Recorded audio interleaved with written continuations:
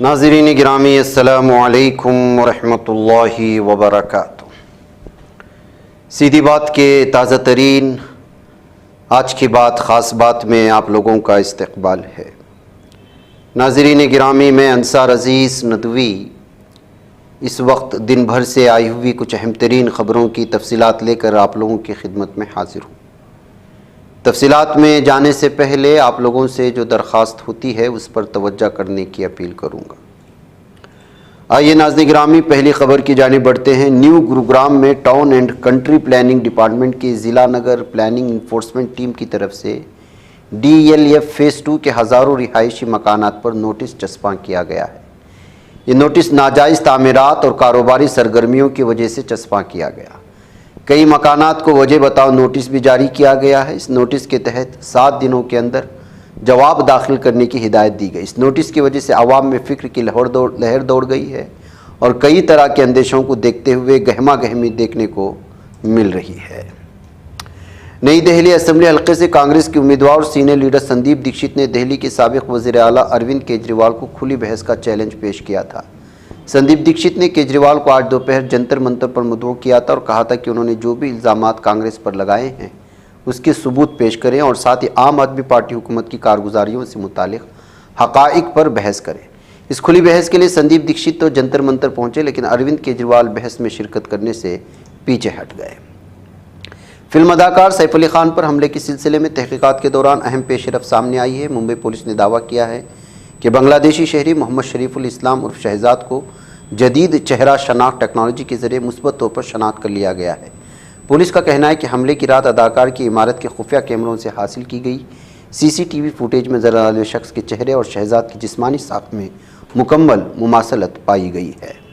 تو ناظرین گرامی، پارلیمنٹ میں صدر جمہوریہ دروپدی مرمو کی تقریر کے بعد سونیا گاندھی کے ذریعے کیے گئے ایک تبصرے پر BJP حملہ آور نظر آ رہی۔ اس معاملے میں کانگریس جنرل سیکریٹری اور کیرالہ کے وائناڈ سے رکن پارلیمنٹ پرینکا گاندھی نے جوابی حملہ کیا۔ انہوں نے کہا کہ میری ماں صدر جمہوریہ کا بہت احترام کرتی ہے، ان کی باتوں کو قصداً توڑ مروڑ کر پیش کیا۔ انہوں نے یہ بھی کہا کہ سونیا گاندھی کے تبصرے کو لے کر معافی کا مطالبہ کرنے والی BJP کو پہلے ملک کو ڈبانے کے لیے معافی مانگنی چاہیے۔ پریاگ راج میں جاری مہاکمبھ میلے کے دوران ایک بار پھر حادثے کی خبر سامنے آ رہی۔ موصولہ اطلاعات کے مطابق جمعہ 31 جنوری کی دوپہر سنگم حلقے سے باہر فافا میو علاقے میں گنگا ندی پر بنا پیپا پل اچانک ٹوٹ گیا ہے۔ اس حادثے کے بعد وہاں لوگوں میں افراتفری مچ گئی ہے۔ اندیشہ ظاہر کیا جا رہا ہے کہ کئی لوگ وہاں پر بھی دب گئے ہیں جنہیں ریسکیو کرنے کی کوششیں چل رہی ہیں، لیکن آس پاس انتظامیہ نظر نہیں آ رہی۔ وزیر خزانہ نرملا سیتارمن نے 2025 کا قومی اقتصادی سروے پارلیمنٹ کے دونوں ایوانوں میں پیش کر دیا ہے۔ صدر جمہوریہ کے خطاب کے بعد لوک سبھا کی کارروائی شروع ہوتی اسپیکر اوم برلا نے ایوان کو سابق وزیر اعظم ڈاکٹر منموہن سنگھ سمیت کئی اہم شخصیات کے انتقال کی اطلاع دی اور تعزیتی قرارداد منظور کی گئی۔ اس کے بعد وزیر خزانہ نے اقتصادی سروے پیش کیا۔ انہوں نے راجیہ سبھا میں بھی قومی اقتصادی سروے پیش کیا۔ اس کے بعد ایوانوں کی کارروائی 1 فروری کی صبح 11 بجے تک ملتوی کر دی گئی ہے۔ عوامی اتحاد پارٹی کی سربراہ شمالی کشمیر سے رکن پارلیمنٹ انجینئر رشید اس وقت تہاڑ جیل میں بند ہیں۔ وہ پارلیمنٹ کے بجٹ اجلاس میں شرکت کی متمنی ہیں، لیکن انہیں ابھی تک اس کی اجازت نہیں ملی۔ اس بات سے ناراض ہو کر انجینئر رشید نے تہاڑ جیل میں بھوک ہڑتال شروع کر دی ہے۔ اس معاملے میں ہائی کورٹ نے NIA سے جواب طلب کیا ہے۔ NIA کی طرف سے پیش سینئر ایڈوکیٹ سدھارتھ لوتھرا نے عدالت سے کہا کہ وہ اس موضوع پر ہدایت لیں گے۔ دہلی کے سابق وزیر اعلیٰ اروند کیجریوال نے جمنا میں زہر کے معاملے پر الیکشن کمیشن کے نوٹس کا جواب دیتے ہوئے اپنے دعوے کو مزید تقویت دی۔ کیجریوال نے جواب میں دہلی جیل بورڈ کی CEO شلپا شندے کی جانب سے 27 جنوری 2025 کو دہلی کے چیف سیکریٹری کو بھیجی گئی ایک چٹھی کا ذکر کیا، جس میں جمنا میں امونیا کی مقدار میں اضافے کی بات کی گئی تھی۔ کیجریوال نے اس چٹھی کو اپنے جواب کے ساتھ شامل کیا اور انتخابی کمیشن کے 5 سوالات کا جواب دیا ہے۔ پنجاب کے فیروزپور میں جمعہ کی صبح گرو ہر سہائے فیروزپور روڈ پر گولو کا موڑ کے قریب سڑک کے درمیان کھڑے ٹرک سے پک اپ گاڑی کے ٹکر میں کم از کم 9 افراد کے ہلاک ہونے اور 15 دیگر کے زخمی ہونے کی خبریں آ رہی ہیں۔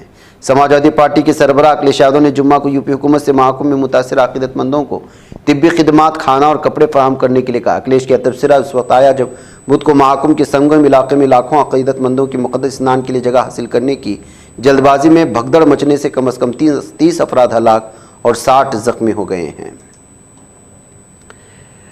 70ویں BPSC کے PT امتحان کی منسوخی اور دوبارہ امتحان کے مطالبے پر آج پٹنہ ہائی کورٹ میں سماعت ہوگی۔ مقدمہ ان امیدواروں کی جانب سے دائر کیا گیا ہے جنہوں نے امتحان میں بے ضابطگیوں اور گڑبڑیوں کے خلاف عدالت کا دروازہ کھٹکھٹایا۔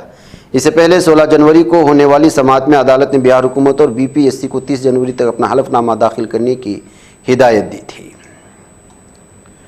BJP اتراکھنڈ کی طرح بہار میں بھی یکساں سول کوڈ نافذ کرنے کا مطالبہ کرے، حالانکہ JDU نے BJP کی اس مطالبے کی مخالفت کی اور کہا کہ بہار میں UCC نافذ نہیں کیا جائے گا۔ جنتا دل یو کے ایک لیڈر کا یہاں تک کہنا ہے کہ UCC اتراکھنڈ میں مسلمانوں پر جبراً مسلط کیا گیا ہے۔ BJP کے سامنے ہم نے اپنا نظریہ گروی نہیں رکھا ہے، مسلمانوں کو BJP خوفزدہ کر رہی ہے۔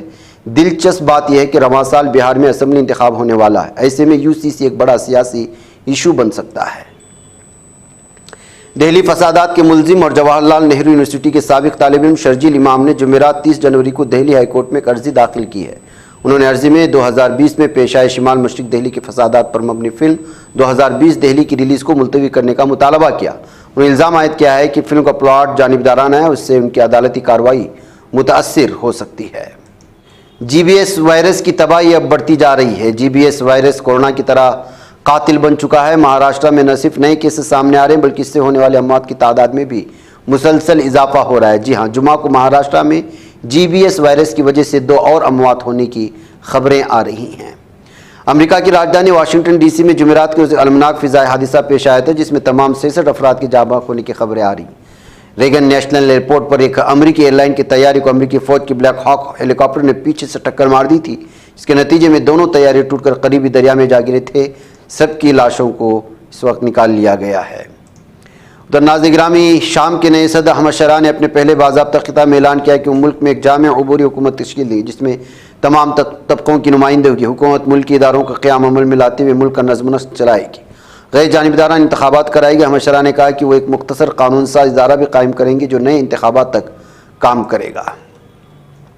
امریکی سینٹکم نے اعلان کیا کہ دہشت تنظیم سے وابستہ حراس الدین تنظیم کے رہنما میں سے ایک محمد صلاح زبیر شام میں کارروائی میں مارا گیا ہے۔ نائجیریا کے ووندرو ریاست میں مسلح حملے میں 5 شہری ہلاک ہونے کی خبریں آئیں۔ نیشنل پریس کی رپورٹ کے مطابق ریاست ووندو کے علاقے ووکورو میں موٹر سائیکل سواروں نے فائرنگ کی تھی۔ امریکی صدر ڈونلڈ ٹرمپ نے کہا کہ شام میں ہمارا کوئی کام نہیں، ہم اس معاملے پر کوئی فیصلہ جلد ہی کر لیں گے۔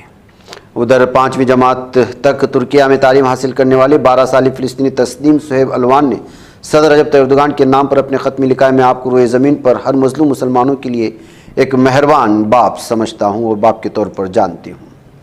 ناظرین گرامی، حماس و اسرائیل کے درمیان قیدیوں کے تبادلے کے تیسرے مرحلے میں 110 فلسطینی قیدیوں کو رہا کر دیے جانے کی خبر سامنے آ چکی ہے۔ ناظرین، آج کی خاص بات میں اتنا، انشاءاللہ پھر آپ لوگوں سے ملاقات ہوگی۔ مجھے اجازت دیں۔ السلام علیکم ورحمۃ اللہ وبرکاتہ۔ یہ چینل حق نگر بن کر کچل دیتا ہے فتنوں کو، اگر گندی ہو پالیسی تو مرتے دیکھا کتنوں کو، اسی بازار میں بکتے ہوئے دیکھا ہے سپنوں کو، سبھی یکساں ہے یہ پیغام دو غیروں کو اپنوں کو، وطن اہل وطن کا ہے گلے بے خار سیدھی